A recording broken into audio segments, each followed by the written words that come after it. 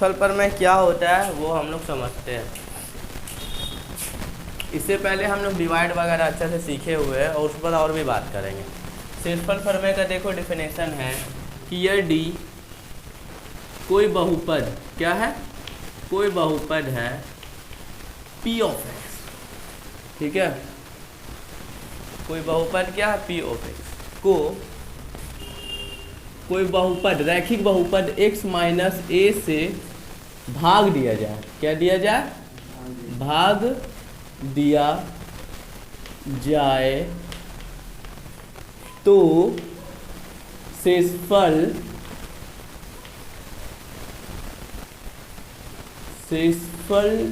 p of a होगा।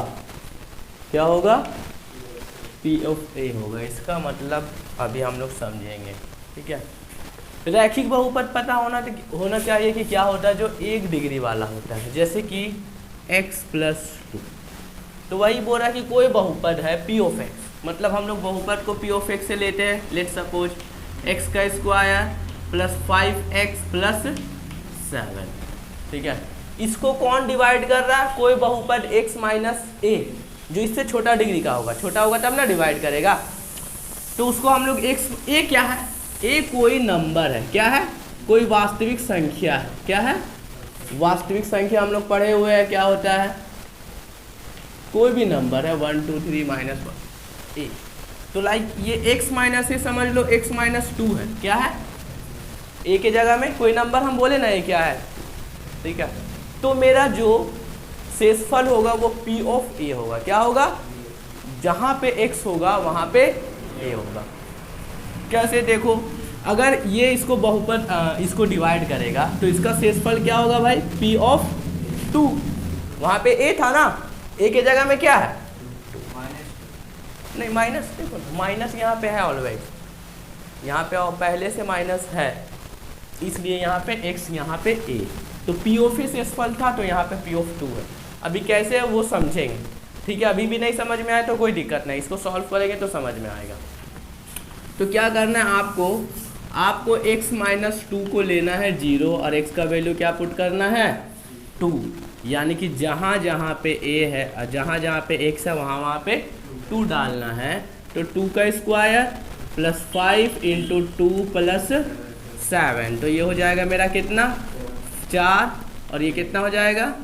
10 और 7, ये कितना हो गया मेरे पास? 21। यानी कि इसका शेषफल कितना आया? 21। इसका क्या ज़रूरत है वो भी हम लोग समझेंगे। अगर हम लोग को डिवाइड करने आता है, पता ही है कैसे हम लोग डिवाइड करते हैं। इसको डिवाइड करके हम लोग देखते हैं कि 21 आ रहा है या नहीं है। देखो, शेषफल का सिंपल सा काम है कि बिना डिवाइड किए शेषफल निकालना।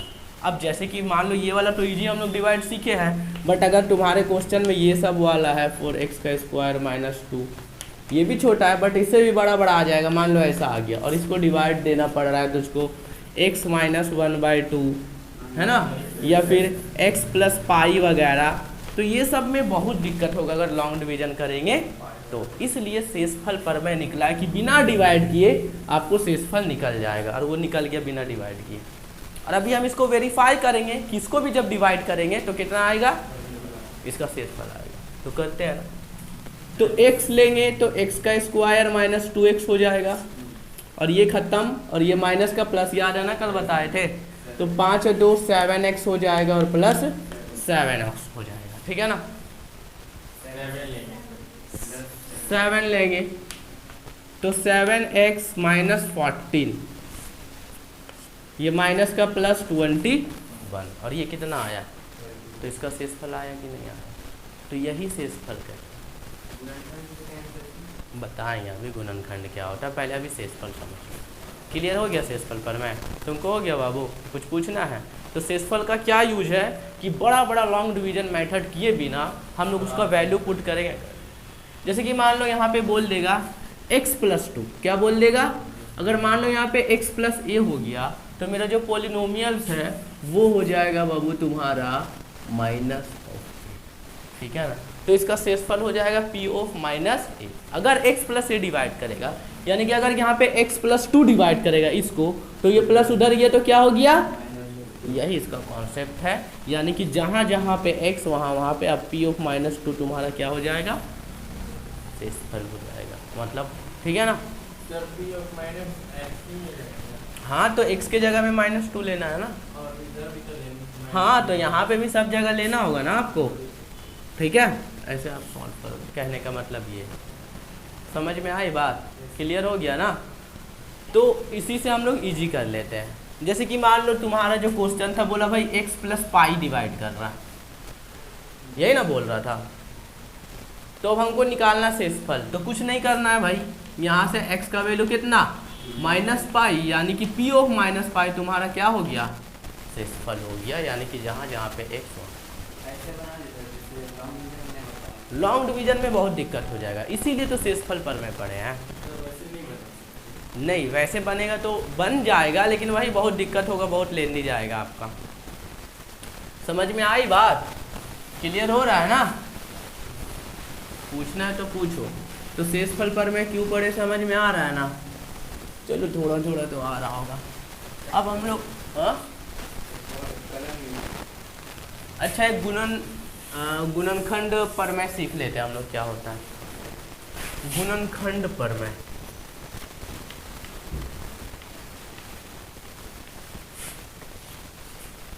इसे हम लोग कहते हैं फैक्टर थ्योरम, ठीक है। पर में मतलब थ्योरम, फैक्टर थ्योरम, और शेषफल को कहते हैं रिमाइंडर थ्योरम।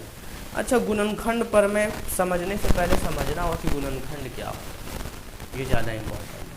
तो गुणनखंड मतलब क्या होता है बताओ। फैक्टर, जैसे कि 6 का गुणनखंड क्या होगा, 1 2 3 और खुद 6, यानी कि 2 या 2 से अधिक नंबर जो मेरा गिवन नंबर्स को डिवाइड कर सके, उसका टुकड़ा। जैसे कि अगर बोलेंगे इसका गुणनखंडन कीजिए, तो आप कीजिएगा 2 × 3 या 1 × 6, तो ये इसका क्या हो गया, गुणनखंडन हो गया। और 1 2 3 6 इसका गुणनखंड हो गया, क्या हो गया, अच्छा गुणनखंड हो गया। अगर मतलब ये सब इसका क्या है, गुणनखंड है। क्यों है भाई कि 2 × 3 6 को लिख सकते हैं ना, 6 को 1 × 6 लिख सकते हैं ना, और ये सारा नंबर इसको डिवाइड करेगा कि नहीं करेगा, इसीलिए गुणनखंड, गुना में लिखते हैं, और ये इसका टुकड़ा भी है, ठीक है।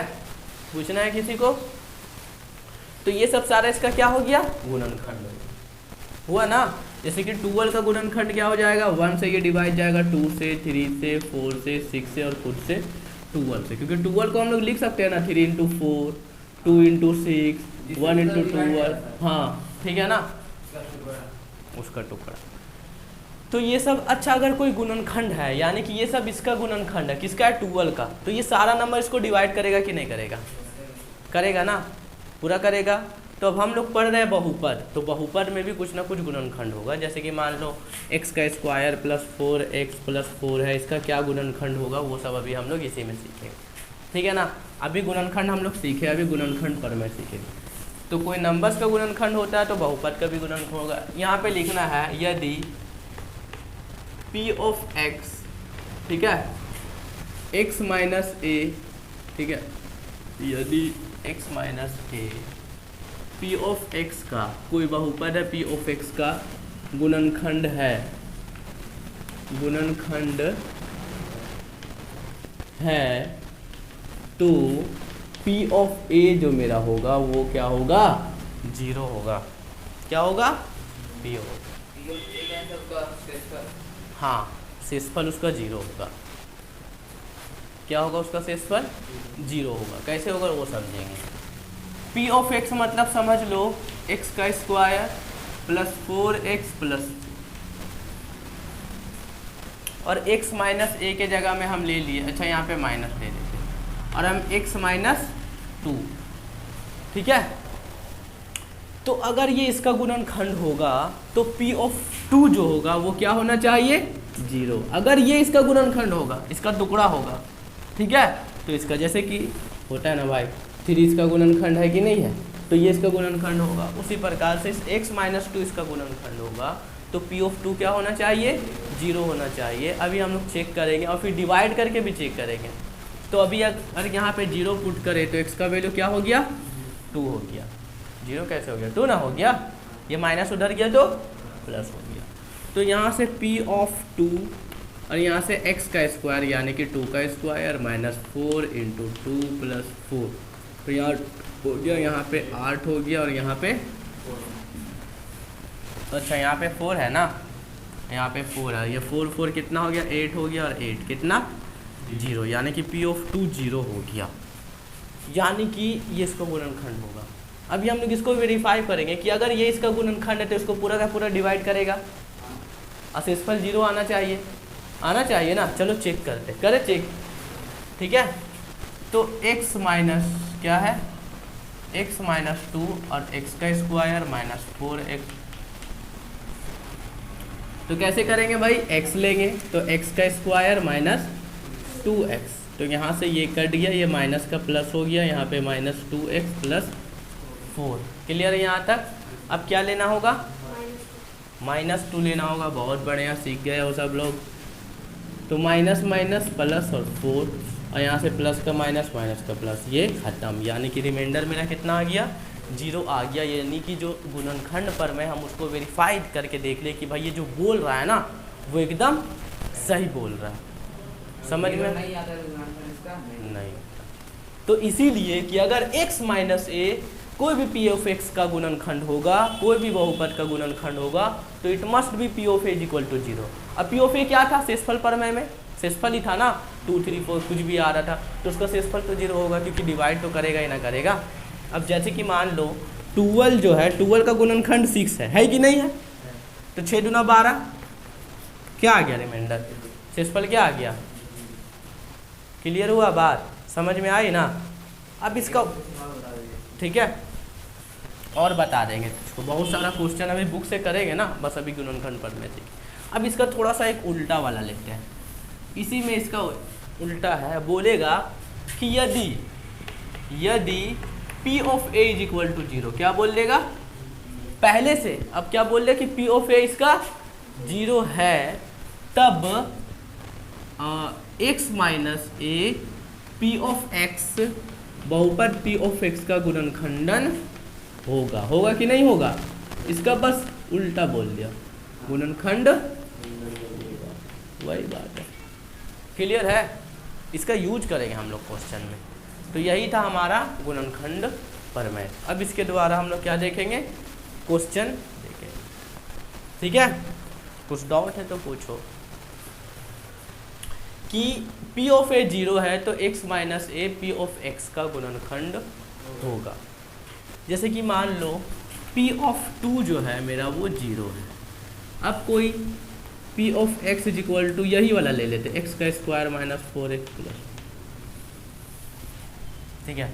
तो p ऑफ 2 यानी कि मेरे पास जहाँ पे x का स्क्वायर, ठीक है ना, वहाँ पे 2 का स्क्वायर माइनस 4 इंटू 2 प्लस 4, तो यहाँ से कितना आ गया मेरे पास, 0 आ गया ना, 4 माइनस 8 प्लस 4, तो यहाँ से 8 माइनस 8 इज इक्वल टू 0 आ गया। देखा, इसका यूज करेंगे अभी, बस ये समझ लो कि अगर p ऑफ x इसका क्यों क्या हुआ वो भी अभी समझ में आएगा, क्वेश्चन करेंगे तो, ठीक है। बस ये समझो कि ये वाला दो कि अगर x minus A p of x का गुणनखंड है तो p ऑफ a शेषफल 0 होगा, और अगर p ऑफ a 0 है तो x माइनस ए उसका गुणनखंड होगा। अभी हम लोग क्वेश्चन करेंगे, इसको थोड़ा सा नोट डाउन कर लो, और वो शेषफल प्रमेय वाला भी कर लेना।